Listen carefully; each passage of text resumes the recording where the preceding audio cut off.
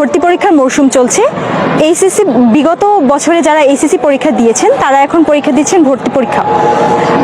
এখানে আজকে থেকে ভর্তি পরীক্ষা শুরু হয়েছে। আজকে 18ই ডিসেম্বর এবং কালকে 19 ডিসেম্বর পর্যন্ত এই পরীক্ষা চলবে। আজকে এখন বি ইউনিটের পরীক্ষা ভিতরে চলছে এবং এরপরে চলবে চারুকলার পরীক্ষা। এখানে আমরা যদি দেখি অনেক অভিভাবকরা এখানে উপস্থিত আছেন।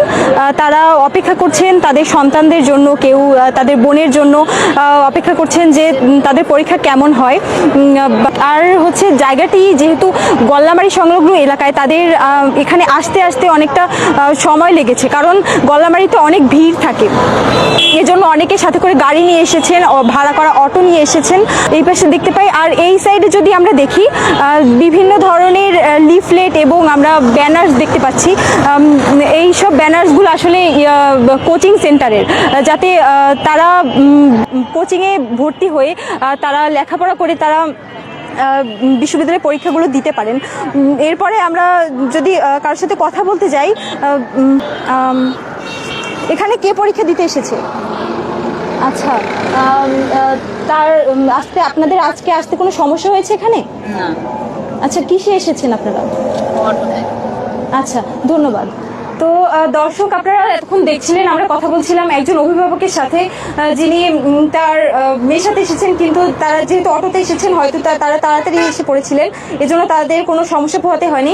কিন্তু অনেক অভিভাবকরা আছেন যাদের অনেক বিভিন্ন সমস্যা পোহাতে হয়েছে। যে গল্লামারীর যে ভিড়টা আমরা যখন দেখেছিলাম, তাদের এই যে উৎকণ্ঠা, এই যে বিশ্ববিদ্যালয়ের যে ভর্তি যুদ্ধ, একটা সময় আমরা প্রত্যেকেই এই বিশ্ববিদ্যালয়ের ভর্তি যুদ্ধের মুখোমুখি হয়েছি। এবং আমরা যে দেখি এখানে পরিবারের লোকজন অপেক্ষা করছেন, আর তারা পরীক্ষা শেষ হবে ঠিক 3:30টায়, 2টায় শুরু হওয়া পরীক্ষা 3:30টায় শেষ হবে। আগে এই খুলনা বিশ্ববিদ্যালয়ের পরীক্ষাটা আসলে ছিল গুচ্ছের সাথে একীভূত, কিন্তু এখন যেহেতু তারা স্বতন্ত্র পরীক্ষা করছে, তাই একটু এবারে একটু চাপটা একটু বেশি। যদি আমরা কারোর সাথে কথা বলতে চাই, কথা বলা যাবে আপনার সাথে? জি জি, বলা যাবে। তো আপনার কে পরীক্ষা দিতে এসেছে এখানে? আমার ভাগ্নে পরীক্ষা দিতে এসেছে বি ইউনিটে? জি, সি ইউনিটে। সি ইউনিটের পরীক্ষা কখন? এই যে আপনার দুইটার সময়। 2টার সময় সি ইউনিটের পরীক্ষা। তো তার প্রস্তুতি কেমন? প্রস্তুতি ইনশাল্লাহ অনেক ভালো। প্রস্তুতির কারণেই তো চুয়াডাঙ্গা জেলায় থেকে আমরা খুলনায় এসেছি। প্রস্তুতি ভালো নিয়ে এসছে বলেই তো আসছি আর কি। আচ্ছা, ধন্যবাদ আপনাকে। এরপরে আমরা যদি কথা বলতে যাই, আমরা যদি কথা বলি, আপনার সাথে একটু কথা বলা যাবে? বলুন। এখানে যে আমরা এই যে অ্যাডমিশন পরীক্ষা চলছে, তো এগুলো সামলাতে আপনাদের হচ্ছে তো কোনো হিমশিম খেয়ে যাচ্ছেন? পুলিশ প্রশাসন আছে, আমরা আছি, তারপর আপনার বিএনসিসি আছে, অনেক লোক তো। আর বিশেষ করে আপনার লোক সময় মতন আসতে পারে না জ্যামের কারণে, গাড়ি ঘোড়ার জ্যাম। আর আপনার এটা খুলনা বিশ্ববিদ্যালয়ের পরীক্ষা তো এখানে চাপ বেশি, রাজনীতি মুক্ত এখানে বেশি চাপটা পড়ে। ধন্যবাদ। আমরা এতক্ষণ কথা বলছিলাম একজন পুলিশের সাথে, যারা নিরাপত্তা দিতে হিমশিম খাচ্ছেন। এরপর তার নিরাপত্তা দিতে হিমশিম খাচ্ছেন। আর হচ্ছে হিমশিম খাওয়ার প্রধান কারণ হচ্ছে গিয়ে গল্লামারীর জ্যাম। এখান থেকে আসতে তাদের অনেকেই 1 ঘন্টা আগে অটো থেকে নেমে গিয়েছেন এবং হেঁটে এসে পরীক্ষা দেওয়া একটা খুবই চাপের ব্যাপার বলে আমরা মনে করি। আপনার সাথে কথা বলা যাবে? তো এখানে কে পরীক্ষা দিতে এসেছে? আমার মেয়ে পরীক্ষা দিচ্ছে। আচ্ছা, তার প্রস্তুতি কেমন? প্রস্তুতি হ্যাঁ ভালো ইনশাল্লাহ।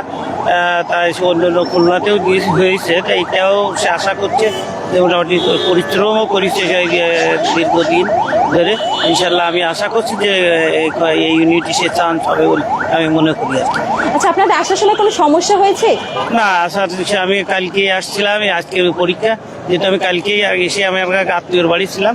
ইনশাআল্লাহ না সমস্যা হয়নি কোনো। যেহেতু আপনি আগে রওনা দিয়েছিলেন তাই সমস্যা হয়? হ্যাঁ, একটু আগে রওনা দিয়েছি। জি, ধন্যবাদ আপনাকে। আমরা আরো একজন অভিভাবকের সাথে কথা বললাম, যিনি অনেক আগে রওনা দিতে হয়েছে, কারণ এই গল্লামারী জ্যাম সম্পর্কে আমরা সবাই অবগত যে গল্লামারীতে কি পরিমাণে জ্যাম হয় এবং এই যে অভিভাবকদের অনেকটা সময় আগে আসতে হয়েছে, তাদের হচ্ছে হয়তো অনেকক্ষণ আগে বের হতে হয়েছে। এবং হয়েছিল আমরা অনেক জ্যাম ছিল, তা ওই জ্যামে ওই ইয়ে করেছিলাম, আমরা ওই যে গাড়িতে ছিলাম ওখান থেকে নেমে আর কি দৌড়ে আমরা দুইজনে আসছি আর কি এক পর্যায়ে দৌড়ে খুলনা ইউনিভার্সিটি পর্যন্ত। ও জ্যামটা অত্যন্ত দুঃখজনক, এই জ্যামটা আর কি দ্রুত সারানো উচিত আর কি। এই জ্যামের কারণে অনেক স্টুডেন্ট, আমরা যখন এখানে ছিলাম একেবারে শেষে আর 11 টাওয়ারেও দেখছি যে একজনকে দৌড়াই যেতে, একটা ছেলে আরো 2-3 জন মেয়েকেও দেখছি দৌড়ে দৌড়ে যাইতে আসতে, এবং ওই গল্লামারি জ্যামের জন্য আসলে একটু দুর্ভোগ আমাদের হয়েছে। তো ধন্যবাদ আপনাকে। আমরা তার সাথে কথা বলে জানলাম যে কেউ কেউ দৌড়ে দৌড়েও আসছিলেন। তো দর্শক, আমরা তো আমরা আজকে উপস্থিত হয়েছি অ্যাডমিশন ভর্তি যুদ্ধের একটা ফুটেজ নিতে, আমরা জানাতে যে ভর্তি যুদ্ধটা আসলে কতখানি কঠিন, আরো কঠিন হয়ে যায় যদি এর সাথে জ্যাম যুক্ত হয়, এবং বাচ্চাদের তারা যে লেখাপড়া করছে তাদের কিছুটা সময় ব্যয় হয়ে যাচ্ছে এই জ্যামের পিছনে। তো এটাই ছিল আমার রিপোর্ট। আর ঐশ্বর্য হালদার, ঐশী, জেএমসি নিউজ।